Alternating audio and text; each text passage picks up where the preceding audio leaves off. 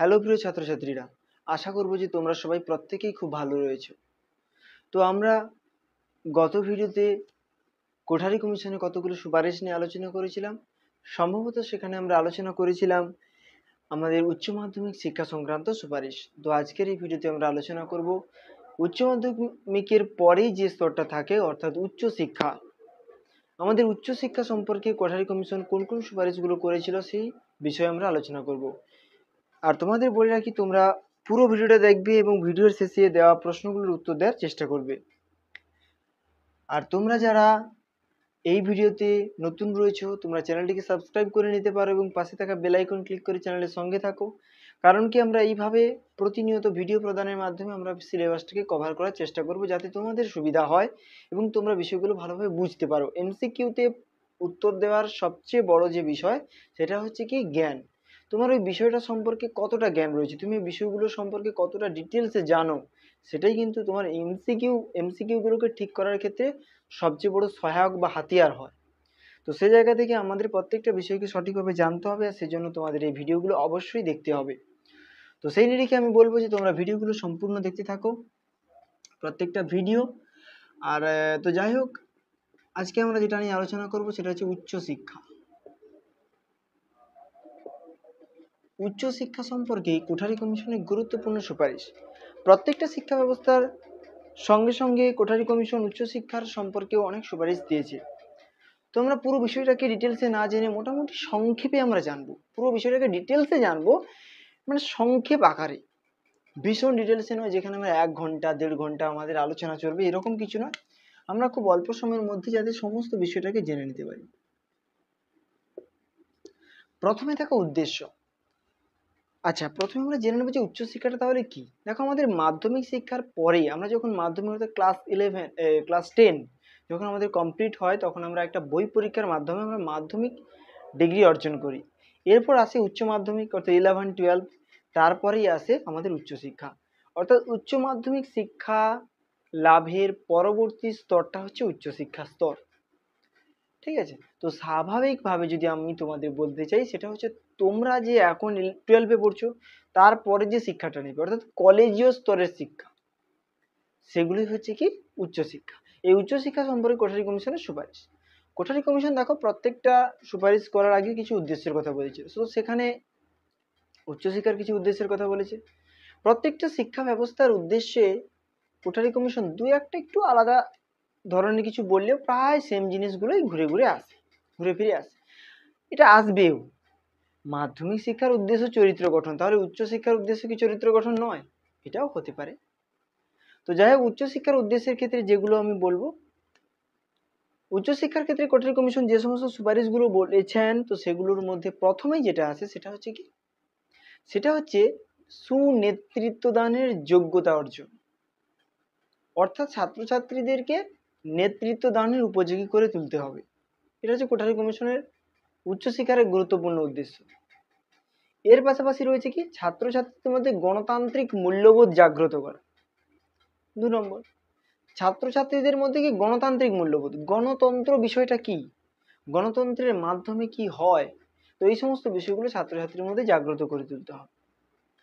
এরপরে কি রয়েছে, শিক্ষার্থীদের মধ্যে যাতে যাতে যাতে জাতীয় সংহতিবোধ তৈরি হয়, আমাদের দেশের প্রতি একটা যাতে মর্যাদাবোধ তৈরি হয় ছাত্রছাত্রীদের মধ্যে, সেই রকম একটা বিষয় শিক্ষার্থীদের মধ্যে গড়ে তুলতে হবে। এর পাশাপাশি কি, শিক্ষা ব্যবস্থার মান উন্নয়ন ঘটাতে হবে, মানে গবেষণা সংক্রান্ত বিষয়ের মান উন্নয়ন ঘটাতে হবে। উচ্চশিক্ষার ক্ষেত্রে কিন্তু গবেষণা একটা ভাইটাল জিনিস, গবেষণা একটা গুরুত্বপূর্ণ বিষয়। তো সেই জায়গায় গবেষণার মান উন্নয়ন ঘটাতে হবে। বিজ্ঞান ও প্রযুক্তির উপর বিশেষ গুরুত্ব দিতে হবে। বিজ্ঞান এবং প্রযুক্তিকে যাতে উচ্চশিক্ষার ক্ষেত্রে ব্যাপকভাবে ব্যবহার করতে পারা যায়, তার উপর গুরুত্ব দিতে হবে। তাহলে বিজ্ঞান এবং প্রযুক্তি শিক্ষার উন্নয়ন, গবেষণার মান উন্নয়ন করা। এর পাশাপাশি কি, উচ্চশিক্ষার যে পরিকাঠামো, সেখানে একটা গুরুত্বপূর্ণ স্থান দখল করে থাকে গ্রন্থাগার, যেটাকে আমরা লাইব্রেরি বলি। উচ্চশিক্ষার ক্ষেত্রে কিন্তু লাইব্রেরি একটা খুব গুরুত্বপূর্ণ জিনিস। তো সেই লাইব্রেরির মান উন্নয়ন ঘটাতে হবে, সেখানে যেন ছাত্রছাত্রীরা নিজের পছন্দ মতো বইগুলো খুব সহজে পেয়ে যেতে পারে। তো সেদিকে নজর রাখতে হবে শিক্ষক শিক্ষিকা বা বিদ্যালয় উচ্চশিক্ষার যে প্রতিষ্ঠান রয়েছে তার প্রশাসনকে। এর পাশাপাশি শিক্ষার্থীদের মধ্যে কি তাদের যে অন্তর্নিহিত প্রতিভা যেটা থাকে সেটা যাতে বিকশিত হতে পারে তার জন্য উপযুক্ত পরিবেশ সৃষ্টি করা, শিক্ষার্থীদের সর্বাঙ্গীন বিকাশ সাধন। এখানেও কিন্তু শিক্ষার্থীদের সর্বাঙ্গীন বিকাশ একটা খুব গুরুত্বপূর্ণ বিষয়। শিক্ষার্থীদের যাতে সর্বাঙ্গীন বিকাশ ঘটতে পারে বা ঘটে তার জন্য উপযুক্তভাবে শিক্ষার্থীদের শিক্ষা প্রদান করতে হবে। অর্থাৎ শিক্ষার্থীদের এমনভাবে শিক্ষা প্রদান করা উচিত যাতে শিক্ষার্থীদের মধ্যে থাকা তাদের আভ্যন্তরীণ যে প্রতিভা সেটা প্রকাশিত হয় এবং তার মাধ্যমে সে যাতে নিজেকে মেলে ধরতে পারে সবার সামনে, তার জন্য উপযুক্ত ব্যবস্থা গ্রহণ করতে হবে। এগুলো মোটামুটি হচ্ছে উচ্চশিক্ষার উদ্দেশ্য। এর পাশাপাশি কমিশন আরো বলেছে যে উচ্চশিক্ষার যে বিভিন্ন কোর্সগুলো রয়েছে সেই সমস্ত কোর্সের মান উন্নয়ন ঘটাতে হবে। যত রকম কোর্স রয়েছে সেগুলো আমরা পরে পরে জানবো। তো সেই সমস্ত কোর্সের তাহলে উচ্চশিক্ষার বিভিন্ন কোর্সগুলোর মান উন্নয়ন ঘটাতে হবে। কোর্সগুলো আছে সেগুলোকে আরো বিজ্ঞানসম্মত করে তুলতে হবে। বিদ্যালয়ের পরিকাঠামোকে আরো উন্নয়ন ঘটাতে হবে। বিদ্যালয়ের পরিবেশের মান উন্নয়ন ঘটাতে হবে এবং বিদ্যালয়ে মানে আমাদের এই উচ্চশিক্ষা যে প্রতিষ্ঠানগুলো রয়েছে সেখানে যারা রয়েছেন শিক্ষাদানের জন্য তাদের উপযুক্ত প্রশিক্ষণ প্রদানেরও ব্যবস্থা করার কথা বলা হয়েছে। তারা যদি উপযুক্ত প্রশিক্ষণ নিয়ে শিক্ষাদান করতে পারেন তাহলে এগুলো মোটামুটি ভাবে উচ্চশিক্ষার গুরুত্বপূর্ণ উদ্দেশ্যের মধ্যে পড়ছে। তো এরপর যেটা আছে সেটা হচ্ছে কি না উচ্চশিক্ষার কাঠামো। উচ্চশিক্ষার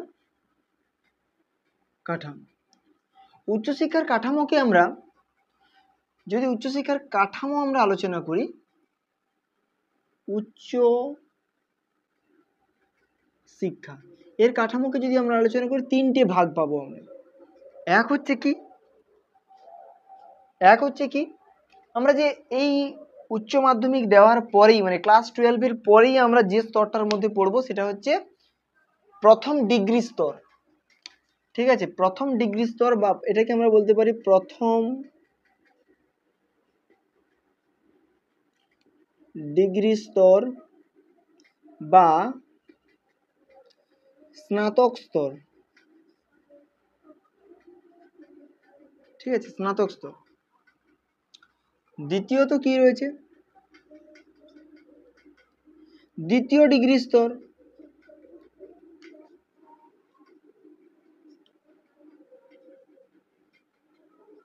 বা স্নাতকোত্তর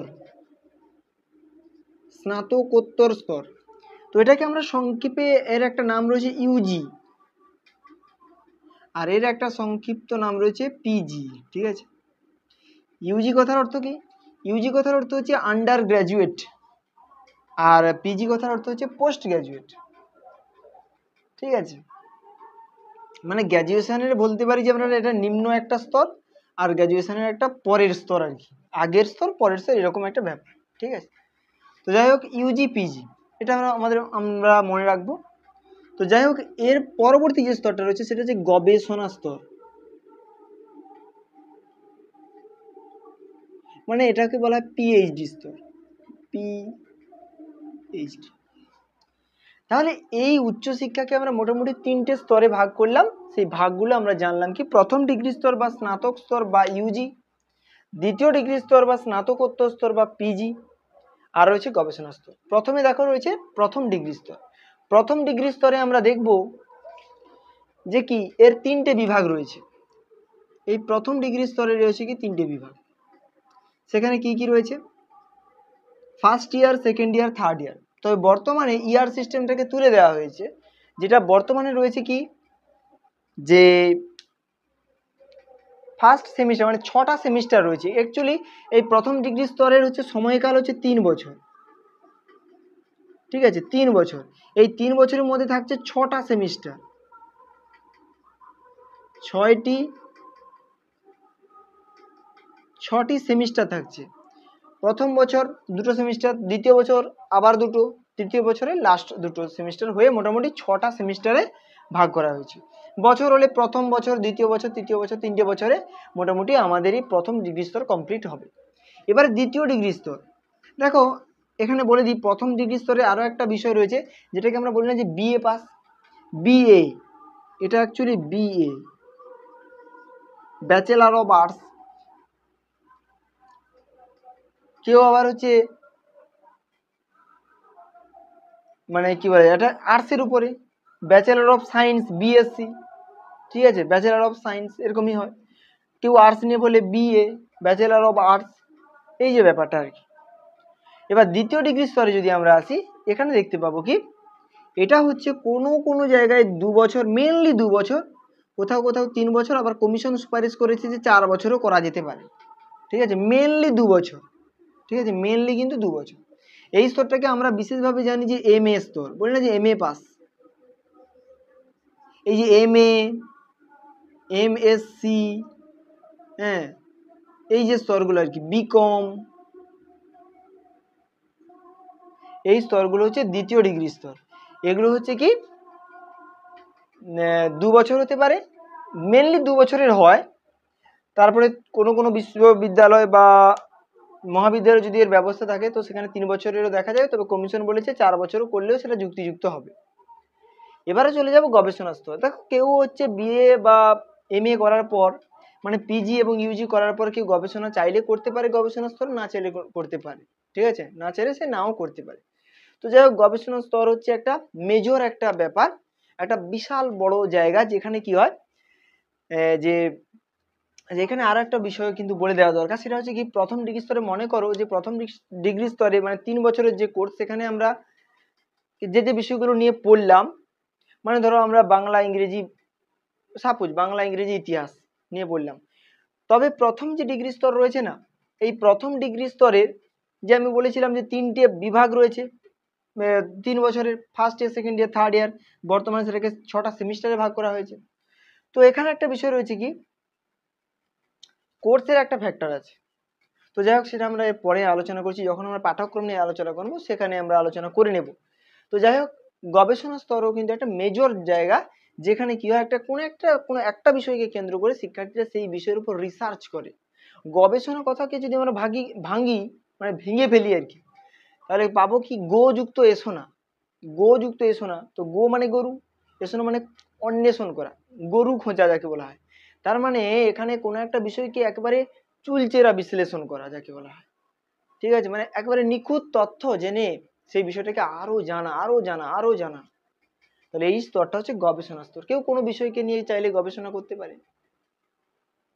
এটা মোটামুটি হচ্ছে উচ্চশিক্ষার, তাহলে এটা কি কাঠামো, এটা হচ্ছে উচ্চশিক্ষার কাঠামো, ঠিক আছে। আচ্ছা, ব্যাস, এখানে আর কিছু নেই।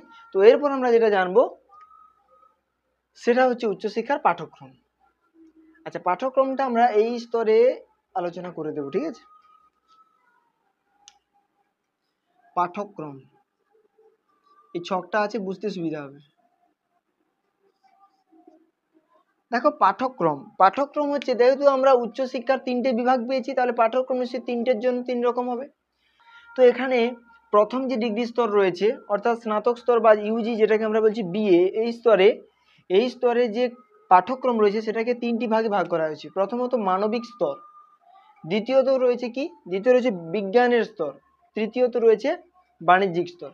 মানবিক স্তরে যে সমস্ত বিষয়গুলো রয়েছে তার মধ্যে বাংলা, ইংরেজি, ইতিহাস, ভূগোল, তারপর দর্শন, এই সমস্ত বিভিন্ন বিষয়গুলো রয়েছে মানবিক স্তরে।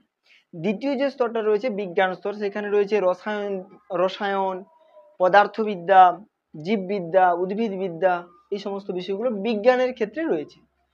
তৃতীয়ত যে স্তরটা বাণিজ্যিক, সেখানে হচ্ছে অর্থনৈতিক ভূগোল রয়েছে, শাস্ত্র, বিভিন্ন যে বাণিজ্যিক যে শাস্ত্রগুলো হয় সেই সমস্ত পাঠের ব্যবস্থা এখানে রয়েছে। তার পাশাপাশি ম্যানেজমেন্ট বিষয়টাও কিন্তু এখানে যুক্ত রয়েছে। তো যাই হোক, এটা হচ্ছে প্রথম ডিগ্রি স্তরে পাঠ্যক্রম। দ্বিতীয় ডিগ্রি স্তরে পাঠ্যক্রম কি? দ্বিতীয় ডিগ্রি স্তরে পাঠ্যক্রম হচ্ছে কি না, এই ডিগ্রি স্তরে আমরা যে বিষয়গুলো নিয়ে পড়বো, মনে করো এখানে আমরা যে বিষয়গুলো নিয়ে পড়ছি, সেখানে তো বাংলা আছে। ধরো আমার এখানে হচ্ছে কি জানো তো, প্রথম যে ডিগ্রি স্তর না, এখানে দুটো কোর্স রয়েছে, একটা হচ্ছে পাস কোর্স, একটা হচ্ছে অনার্স কোর্স। পাস কোর্সে ছাত্রছাত্রীদের যে কোনো 3টে বিষয় নিয়ে পড়তে হবে, আর অনার্স কোর্সে শিক্ষার্থীদের একটা অনার্স কোর্স মানে তাদের একটা প্রধান বিষয় থাকবে, তার পাশাপাশি দুটো মানে পাশের সাবজেক্ট দুটো থাকবে। মনে করো এখানে অনার্স হিসেবে আমরা নিয়েছি এডুকেশন এবং পাশের হিসেবে নিয়েছি আমরা, মনে করো যে বাংলা এবং সংস্কৃত নিয়েছি সাপোজ। তো সেই জায়গায় আমরা চাইলে ওই যে তিনটে বিষয় এডুকেশন, সংস্কৃত এবং বাংলা, এই তিনটে বিষয়ের যে কোনো একটা বিষয়কে নিয়ে আমরা MA কোর্সটা কিন্তু করতে পারি। মানে এখানে বলতে চাইছি যে প্রথম ডিগ্রি স্তরে যে কোর্সগুলো নিয়ে আমরা পড়বো তার যে কোনো একটা বিষয়কে নিয়ে আমরা দ্বিতীয় ডিগ্রি স্তরে সেটাকে আরো ভালোভাবে জানবো, সেই বিষয়টা নিয়েই পড়বো। ঠিক আছে, তো এটাই হচ্ছে দ্বিতীয় ডিগ্রি স্তরের পাঠ্যক্রমের মধ্যে পড়ছে। এর জন্য আলাদা কোনো বিষয় নেই। ঠিক আছে, তোমাদের প্রথম ডিগ্রি স্তরে কোনো একটা বিষয়কে চুজ করে দ্বিতীয় ডিগ্রি স্তরে সেটাকে আরো বিশ্লেষিতভাবে জানতে হবে। ঠিক আছে, তো এখানে গবেষণা স্তর, যদি কেউ গবেষণা করতে চায় তো সেখানে ভালো হলো, কেউ যদি না করতে যায় তাহলে সেখানে বিভিন্ন কারিগরি বিদ্যার বিভিন্ন বিষয় রয়েছে। মানে কারিগরি বিদ্যা মানে ওই ITI, IIT এই সমস্ত যে বিভিন্ন বিষয়গুলো তো সেগুলো রয়েছে, সেগুলো সে করতে পারে। তাহলে এই গেল মোটামুটি উচ্চশিক্ষার পাঠ্যক্রম। আর আমি তো কোর্সের ব্যাপারটা প্রথমেই বলে দিলাম যে কোথায় কি রয়েছে। প্রথম ডিগ্রি স্তরে দুটো কোর্স রয়েছে, একটা পাস কোর্স আর একটা অনার্স কোর্স। বলে দিয়েছি অনার্স কোর্সে যে কোনো একটা বিষয়কে প্রধান বিষয়, তার পাশাপাশি পাস কোর্সে যে কোনো একটা বিষয়কে রাখতে হবে, দুটো বিষয়কে রাখতে হবে। আর পাস কোর্সে তিনটে বিষয়কে তারা পাশে নিয়ে পড়তে পারবে। ঠিক আছে, তোমরা যখন কলেজের স্তরে পড়বে, যখন তোমরা BA পড়তে যাবে তো তোমরা সেখানে অবশ্যই এটা দেখতে পাবে। তো যাই হোক, এটা হচ্ছে পাঠ্যক্রম। এবার যেটা আমরা জানবো যে উচ্চশিক্ষার বিভিন্ন প্রতিষ্ঠান।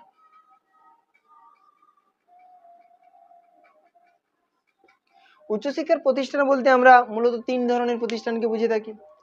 এক হচ্ছে কি মহাবিদ্যালয় মানে কলেজ, দুই হচ্ছে বিশ্ববিদ্যালয়, আর তিন হচ্ছে কি বিভিন্ন কারিগরি বিদ্যালয়। ঠিক আছে, তো এখানে মহাবিদ্যালয় বলতে কি, মহাবিদ্যালয় মানে আমরা কলেজকে বুঝে থাকি, বিভিন্ন যে কলেজ রয়েছে না সেগুলোকে আমরা বুঝে থাকি। এই মহাবিদ্যালয়গুলোকে বিভিন্ন ভাগে ভাগ করা যায়, যেমন সরকার পরিচালিত মহাবিদ্যালয়, কোনো সরকারি অনুদানে পরিচালিত মহাবিদ্যালয়, ধর্মীয় প্রতিষ্ঠান দ্বারা পরিচালিত মহাবিদ্যালয়, আবার প্রাইভেট যেগুলো হয় সেই ধরনের মহাবিদ্যালয় রয়েছে। তাহলে এগুলোর মাধ্যমে ছাত্রছাত্রীরা পড়াশোনা করে, তাহলে এটা মহাবিদ্যালয় গেল। আবার মহাবিদ্যালয়তে আমি কোর্সের ব্যাপারটা আগেই বলে দিচ্ছি, সুতরাং এখানে আর আলোচনা করার প্রয়োজন নেই। তারপরে যাচ্ছি আমরা বিশ্ববিদ্যালয়। বিশ্ববিদ্যালয়ের এরকম বিভাগ রয়েছে, সরকার মানে কেন্দ্রীয় সরকার দ্বারা পরিচালিত বিদ্যালয় রয়েছে, যেমন আমাদের বিশ্বভারতী বিশ্ববিদ্যালয়। রাজ্য সরকার দ্বারা পরিচালিত বিশ্ববিদ্যালয় রয়েছে, যেমন আমাদের কলকাতা বিশ্ববিদ্যালয়। এছাড়াও সরকার অনুমোদিত বিদ্যালয় রয়েছে, যেমন বর্ধমান বিশ্ববিদ্যালয়, সরকারি অর্থে চলে আর কি এরকম।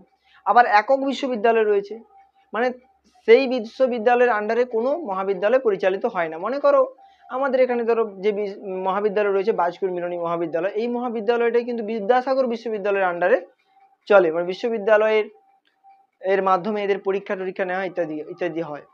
কিন্তু এমন এক বিদ্যালয় রয়েছে, বিশ্ববিদ্যালয় রয়েছে, যেখানে কি হয় সেই বিশ্ববিদ্যালয়ের আন্ডারে কোনো বিদ্যালয় নেই, যেমন হচ্ছে কি একক বিদ্যালয় আর কি, তার অনুমোদিত কোনো বিদ্যালয় নেই, সেটা হচ্ছে যাদবপুর বিশ্ববিদ্যালয়। এর পাশাপাশি রয়েছে কি মুক্ত বিশ্ববিদ্যালয়, বিভিন্ন মুক্ত বিশ্ববিদ্যালয় রয়েছে, যেখানে শিক্ষার্থীরা পড়াশোনা করে, যে কোনো সময় তারা শিক্ষার্থীরা পড়াশোনা করতে পারে, যে কোনো বয়সের শিক্ষার্থীরা। সেখানে যেমন রয়েছে নেতাজি সুভাষ ওপেন ইউনিভার্সিটি, তার পাশাপাশি রয়েছে Indira Gandhi national open university. তাহলে এগুলো হচ্ছে মুক্ত বিশ্ববিদ্যালয়।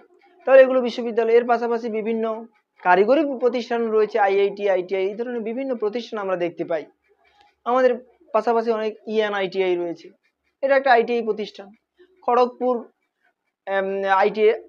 IIT রয়েছে, তাহলে সেটাও একটা প্রতিষ্ঠান। তাহলে এগুলো হচ্ছে কি বৃত্তি কারিগরি শিক্ষার যে বিভিন্ন প্রতিষ্ঠানগুলো, তাহলে এগুলো তার মধ্যে পড়ে। তাহলে এগুলো মূলত কি বিশ্ববিদ্যালয়ের বিভিন্ন প্রতিষ্ঠান। তো এরপর যেটা আমরা জানবো বিশ্ববিদ্যালয়ের বিভিন্ন সমস্যা। দেখো প্রত্যেকটা আগের যে ভিডিওগুলো আমরা তৈরি করেছি সেখানে আমরা বিভিন্ন সমস্যাগুলো ডিটেলসে জেনেছিলাম, তো সেগুলোই এখানে হবে। যেমন প্রশিক্ষণপ্রাপ্ত শিক্ষকের অভাব, গ্রন্থালয়ের অভাব রয়েছে, বিভিন্ন পরীক্ষণাগারের অভাব রয়েছে, মানে পরীক্ষা নিরীক্ষা করার জন্য বিভিন্ন সায়েন্সের বিভিন্ন যে বিষয়গুলো সেগুলো পরীক্ষা নিরীক্ষার মাধ্যমে জানতে হয়, তো তার যদি অভাব থাকে সেটা একটা ভাইটাল পয়েন্ট, তো সেটা যদি সমস্যা হতে পারে। ঠিক আছে, উপযুক্ত শিক্ষক নেই, প্রশিক্ষণপ্রাপ্ত শিক্ষক নেই, প্রফেসরের অভাব। ঠিক আছে, হ্যাঁ, তো সেই জায়গা থেকে তাহলে এই ধরনের সমস্যাগুলো, পরিকাঠামোর অভাব থাকতে পারে। ঠিক আছে, তাহলে এগুলো হচ্ছে কি অভাবের মধ্যে পড়ছে।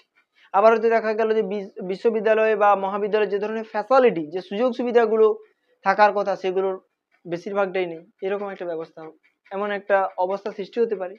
তাহলে এগুলো মূলত সমস্যা। আর এগুলো যদি সমাধান করা যায়, যেমন প্রশিক্ষণপ্রাপ্ত শিক্ষক শিক্ষিকার অনুপ্রবেশ ঘটানো, এটা একটা বিষয়।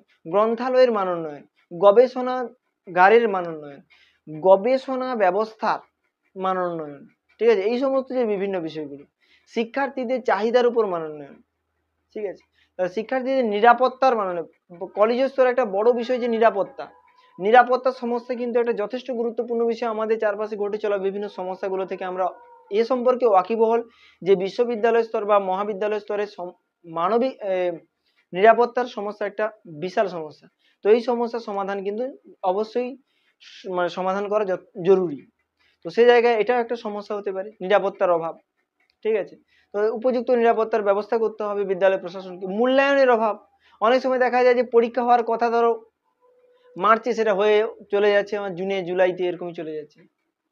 তাহলে এই যে একটা মূল্যায়নের মধ্যে যে একটা কি বলা যায় জটিল যে একটা পরিস্থিতি সৃষ্টি হচ্ছে, তাহলে এই জটিল পরিস্থিতি থেকে কিভাবে বের হয়ে আসা যায় তার ব্যবস্থা করা, অর্থাৎ মূল্যায়নে যে বিভিন্ন সমস্যাগুলো তৈরি হচ্ছে এগুলো যাতে না হয় তার ব্যবস্থা করা আর কি। তাহলে এগুলো মোটামুটি ভাবে সমস্যার সমাধান। তো যাই হোক, মোটামুটি ভাবে আমরা উচ্চশিক্ষা সম্পর্কে জানলাম। তো এগুলো যদি তোমরা একটু আধটু শুনে রাখো, তাহলে কি হয় যে তোমরা এই বিষয়টা সম্পর্কে যেমন জানলে, তো পরবর্তী বিষয় যেটা জানবে তার মধ্যে পার্থক্যটা করতে পারবে, যে হ্যাঁ এই বিষয়টা এইরকম, উচ্চশিক্ষার বিষয় এইরকম বলেছে, মাধ্যমিকের ব্যাপারে এইরকম বলেছে। এই ধারণাগুলো তোমাদের এমসিকিউ গুলো করার সময় ঠিক মানে মনে আসবে, অথবা বই যখন পড়বে দেখবে এই কথাগুলো তোমাদের সেই সময় মনে আসবে, এবং সেগুলো বুঝতে, বইয়ের পড়াগুলো বুঝতে এই কথাগুলো অনেক বেশি হেল্প করবে। তো যাই হোক, পরবর্তী ভিডিওতে আমরা পরবর্তী বিষয় নিয়ে আলোচনা করব। তো এখানে আমার উচিত যে তোমাদের কয়েকটা প্রশ্ন দেওয়া, তো সেগুলো তোমরা মোটামুটি ভাবে কমেন্টে উত্তর দিতে পারো। তো প্রথম যে প্রশ্নটা বলবো সেটা হচ্ছে, উচ্চশিক্ষার ক্ষেত্রে কমিশন যে উদ্দেশ্যগুলো বলেছিল তার মধ্যে একটা গুরুত্বপূর্ণ উদ্দেশ্য তোমরা কমেন্টে জানাও। দ্বিতীয় যে প্রশ্ন, স্নাতক স্তরকে কমিশন কতগুলো ভাগে ভাগ করেছিল? দ্বিতীয় প্রশ্ন, স্নাতকোত্তর পর্যায়কে কমিশন কতগুলো ভাগে ভাগ করেছিল? স্নাতক স্তরে একজন শিক্ষার্থীর বয়স কত হতে পারে? স্নাতক স্তরে একজন শিক্ষার্থীর বয়স কত হতে পারে? আচ্ছা, এটা বলা হয়নি, তবুও আমি এখানে বলে দিই। স্নাতক স্তরে যখন একজন শিক্ষার্থী পৌঁছবে, সেখানে অলরেডি তার বয়স হয়ে যাবে 19+, মানে 18 প্লাসে তো তার উচ্চ মাধ্যমিক হয়ে যাচ্ছে। তার মানে এখানে যখন আসবে প্রথম বছর হয়ে যাবে 19+, দ্বিতীয় বছর 20+, তৃতীয় বছর 21+। তাহলে এমএতে যখন আসবে, এমএ যখন তার কমপ্লিট হবে তখন 22+ হয়ে যাবে, 23+ হয়ে যাবে, যদি 2 বছরের হয়। তারপরে সে তার পছন্দ মতো বিষয় নিয়ে পড়াশোনা করবে। তো যাই হোক, এর পরবর্তী যে প্রশ্ন, কমিশন অর্থাৎ উচ্চশিক্ষার যে কাঠামো, সেখানে কমিশন উচ্চশিক্ষার কাঠামোকে কয়টি ভাগে ভাগ করেছে? এটা একটা প্রশ্ন। তাহলে 3টে প্রশ্ন হলো।